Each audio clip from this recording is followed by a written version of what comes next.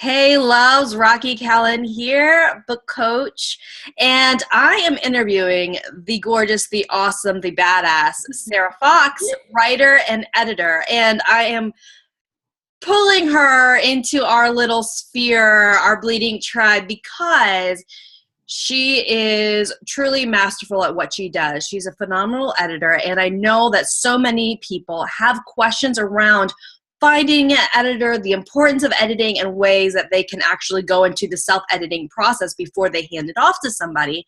So I wanted to bring the genius herself here to talk on all of that with you. All right, Sarah, thank you so much for being here. Oh, another thing is Sarah, we met and it was like love at first phone call, and she's actually in my area too. So we're doing like bookish domination over here in the East Coast, Washington, D.C. area. Represent. That's right. So listen up, because we're going to be doing all sorts of stuff in D.C. All right, Sarah, thank you so much for being with us.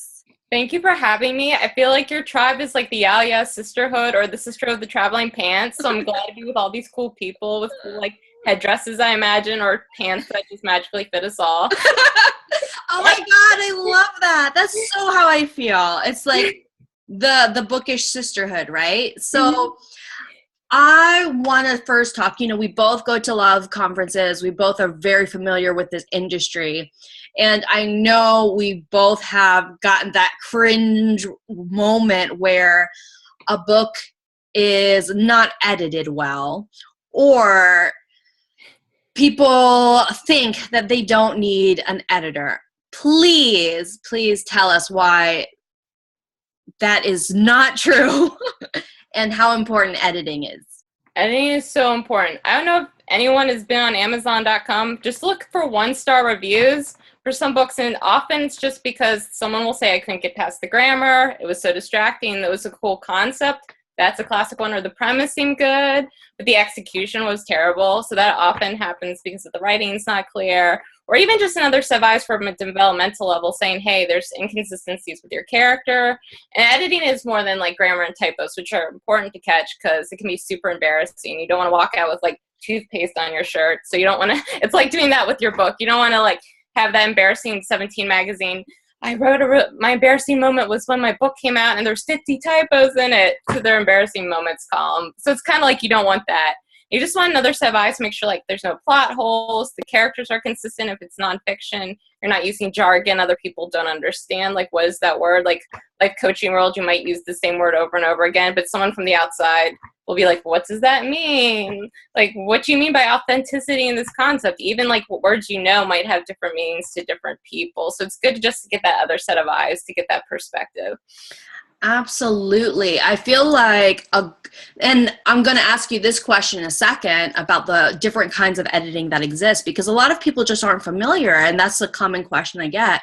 But I feel like the importance of editing, it's again, like the professionalism. It's something, if you truly are in it to be an author, you're not going to half-ass it by just throwing your work out into the world. You're going to actually invest the time and energy as you would any really important project to make sure that it's at a level that can stand on its own in the publishing world versus fall flat on its face. So tell us about the different kinds of editing that exist for books. Okay, I'll disclaimer this by the definition varies from editor to editor, and people have different categories, and some may like divide it more. Some people have broader categories, but the way I roll is developmental is basically like if it's fiction, it'd be your characters, it's the setting, is that clear, is there plot holes? It's more the manuscript as a whole. Fiction, do all the chapters seem to be in the right order? Is the content good and clear? So that's kind of what developmental would be. So then there's also line editing, if you want to be really like picky about it, it's the stylistics. And some people combine this with copy editing, which I'll go over. So it's like, is this word make sense here? It might be more restructuring your sentences, more of a deeper rewrite. Like the sentence doesn't make sense, let's change the word order. So it's a kind of a more stylistic, deeper one. Copy editing is basic like grammar. typos, that kind of thing. So it's just basically making sure there's not like comma splices, fragments, run-ons. And the last one is proofreading, which is more like you're at the final stage, you have it in layout, it looks really pretty, it's about to be published, whether self or with the publisher, and that's like just making sure there's no weird spacing, that there's no last minute typos or grammar. It's just one last final check to make sure everything's good to go. Like making sure there's no lipstick on your teeth before you go out the door. Exactly. And this is actually a distinction I heard recently because, again, yeah, all those different levels of editing, right? And one thing is that I heard a distinction one editor made was like the developmental, and for some editors that means like from blank page to actual concept, like they're helping the person develop, and then the content, whereas you have all the content but you're going through and helping flesh it out. And so I hadn't heard that distinction in a long time. And so that's another thing, is that, you know, when you're going to an editor, tell them what you have when you're going in. Yeah. You know, I have 2 pages, you know, now I want to line edit. And so it's really important for people, for authors, to have this information going in, because knowledge is power. So they can properly ask for a quote, so they can properly find the right kind of editor, because a lot of editors do not do it all. I know you do it all, but a lot of editors don't do it all. And so when you go to somebody and you're like, you really want a developmental edit, and you're going to a proofreader, it's a very different thing, and you're going to be disappointed. So if you want it all, you go to somebody like Sarah and you make magic. So we went through why editing is important, you know, the professionalism, you really want to stand out in your integrity, you want to really make sure that the book that's in your heart is being fleshed out in the most potent, powerful way. Talked about different kinds of editing that exist, so that people can actually, when they're looking for an editor, know what exists out there. So what are some things when people are looking for an editor, should they be asking, or what are some things that they need to have in mind? Sure. So the first one is, again, as you mentioned, developmental versus proofreading. And there seems to be a divide. I feel like I'm almost a weird bird who likes both. Some people, I find a lot of people love developmental, but a lot of people like hate line editing or like copy editing, but I get a high off of it. I think I'm kind of a circus freak. That's fine. So a lot of editors will do the developmental and then reluctantly the copy editing, but I'm all about it. Or some will just do copy editing and not developmental. It depends who you talk to. So be, as you mentioned, aware of that. Also your genre or what type of book you're writing. That's huge, because some people like will do like, I'm really good at YA. I can do books like entrepreneur books or artistic process books, like people discussing that. I can do autobiography or memoir, but don't like put a, like, I can do romance novels, but not my favorite thing, and don't know the genre that well. So I might not be your first choice for that. Also like cookbooks, tried it, don't cook. It was fine. It was a great project, but I realized not for me. Not doing it again. Like, nothing wrong with the writer, just I don't cook. So you start realizing editors will start general and then they'll specialize more and more. So make sure the person knows your genre well, or it's not going to be a wildly successful thing. Like YA is my main jam, and that's what I really go for. But I can do a couple other genres. Most people have one with a couple subsets, but make sure they align with what you're actually writing. So if it's like a guy who hates like sci-fi, you don't want to go with that editor, because if you're writing a sci-fi space opera, so know the genre, what type of book. Also, if they have vibe with you. I know that's vague, but it's good to know if you read their blog, maybe they have a consultation call like I have, if they like get you. Some editors will be really involved and tell you, you must change this one thing.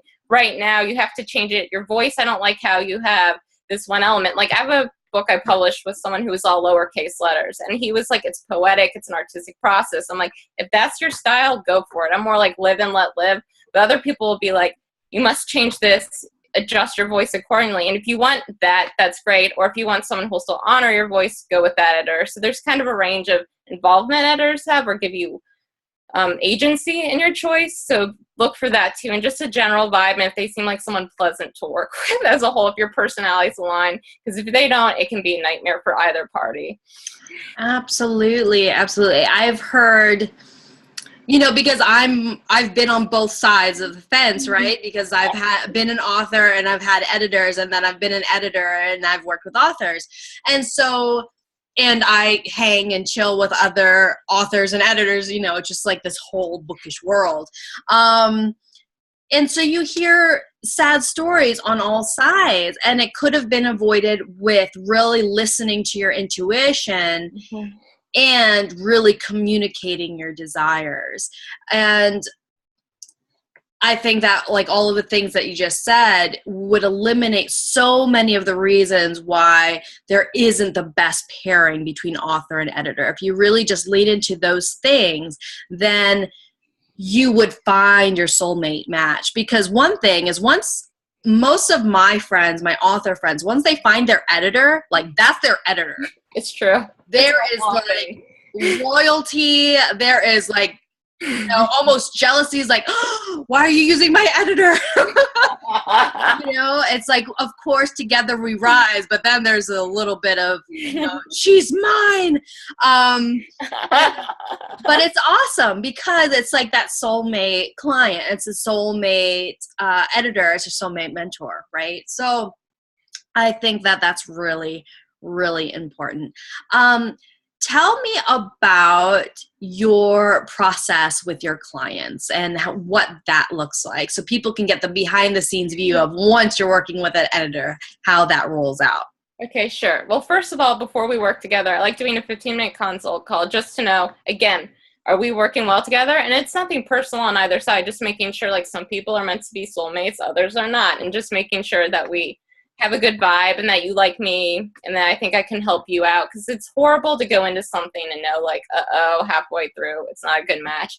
I'm also willing to do 500 if you have the words. You can get an editor ahead. It's a good motivator for your writing too. Yes. Like 500 word sample to make sure you like the type of edits I do, the kind of comments I have. You can see my thought process. So you can send like up to 500 words long, and I'm happy to look that one over. So that's how I know that we're like a good fit. You can look at it and see how we go. And then we go, and then we'll have a fuller call, like an hour or so, and we'll discuss your project to see what direction you want to go in, see where you are in it, like beyond the initial call, but to see the steps forward, set deadlines, all that. We do that. You send me your draft. I'll do a developmental edit. I'll look it over, send you back my comments. You do it. You do another edit. You send it back. I can do the line edit, copy editing for you. You send it back. There's a lot of back and forth. So then I could do a proofread. I'll proofread it, and then you can send it back. I'm willing to do different degrees with the edit. You can include one. Just do one of them. You can do multiple, but this is a general one. And then through each stage, we'll have a Skype call for a half hour to an hour discussing the changes in case you have a question. And at the end, there'll be a final Skype call, and we can wrap it up. And yeah, there you go. Yeah. So I'm holding your hand through the process. I will Skype with you through each stage of development to make sure you understand my comments. There's email support too. If you're like, hey, Sarah, your comment you wrote at midnight, that makes no sense to me. You explain this pop culture reference you randomly decided to throw in. So I'm happy to do the email support too. So it's just kind of a lot of back and forth, but we get to be really good friends by the end of it because there's constant contact. Oh my gosh. Yes. I was talking to somebody, to my clients, and I don't take on one-on-one only editing clients anymore. So that's why I'm really reaching out to other editors. So like the Bleeding Tribe knows where they can turn. But with my current clients or with former clients, one is that they're insanely vulnerable. It's so nerve-wracking to send your pages off to another human being. Yes. And so it's this really intimate process that you have with your editor. And I think that a lot of times authors think, oh, I'm going to send it off, it's going to be edited, and then it's going to come back to me, and then boom, ready to roll. And it's good to know because it's just like if you're self-publishing or traditional publishing, the editing process takes time. So, and it goes through those multiple levels of edit. And so you should expect that. And that's what's going to give you the most clean final draft. So, like get ready for the process. And I'm glad that you outlined that for them. Mm-hmm. I would also like to know, you were talking about the genres you like to work with. And this is another thing about Sarah, that she is a unicorn because she does love the developmental and all of the line and copy and proof, all of that stuff. Unicorn, people. Unicorn. So like a band with the like corn in it. Exactly. So, like flares or icings pick that up.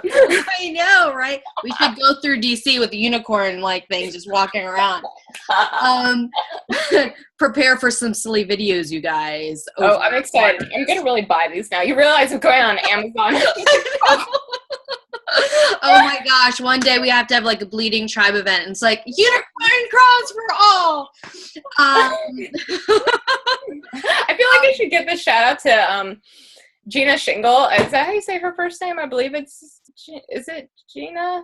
I think it is. I apologize to her if she's watching this video, but her group, everyone join it. Like, it's the Magical Business Group or something, Yeah. but they're all about the unicorns in there. I felt like I need to give her a shout out. Oh yeah, Jordana and Gina or Jenna or their awesomeness, which we do love dearly. Yes, totally.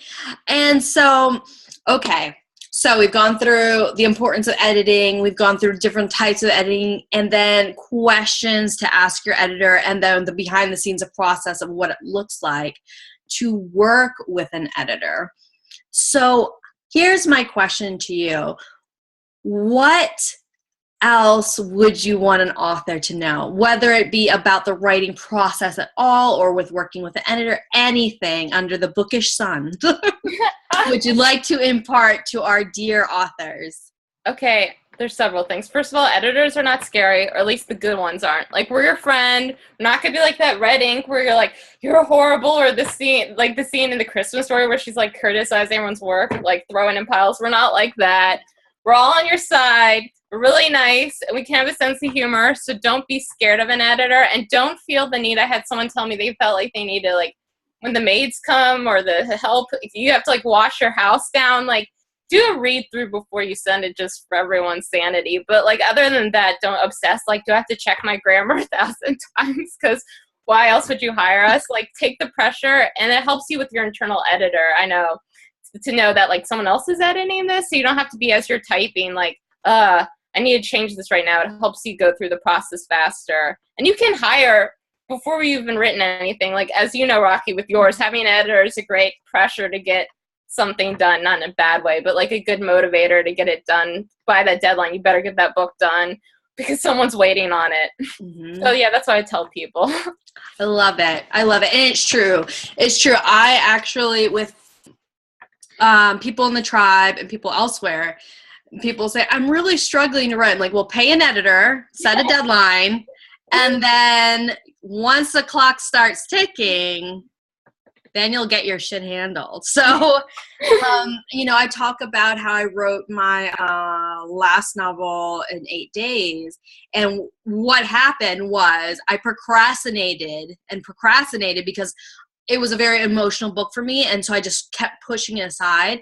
Then I had my editor deadline. And so I was like, okay, I need to write through the night. I need to get this done. And the thing is that it makes it more real when you realize, oh, it's not just a manuscript that's going to be on my computer for the rest of my life. It's actually going to be in front of other people. It's going to be in front of other eyes. And so you get that urgency, but it's also that pride of something you've created is going to be shared. So absolutely, editors are rock stars, and they're also, an author's best friend. You find the right editor, and it's just pure magic. They bring you from one place where you feel like, oh my gosh, this is such a mess, it's terrible, to, oh my gosh, look what I've created. So thank you so much, Sarah, for this interview. I know it's going to be so helpful to the women that are trying to figure out this process and navigate the editing side of things. Mm-hmm. And everyone, if you want to work with Sarah, she does do free consults. You can find her at thebookishfox.com. And I'll put links in the post for this as well. And again, she does all forms of editing. So if you jive with her, if you know that you can make magic with her, then I'm very, very, very happy. So thank you, Sarah. Thank you for having me. And if anyone has questions, feel free to tag me in the Blading Tribe with my name. I'm in it, Sarah Fox. Just tag me and I'm happy to answer any questions as well. Awesome. So thank you, Rocky. It was so much fun. Awesome. Well, thank you. And everybody, be brave, bleed ink. And I can't wait to watch all of your books unfold one page at a time.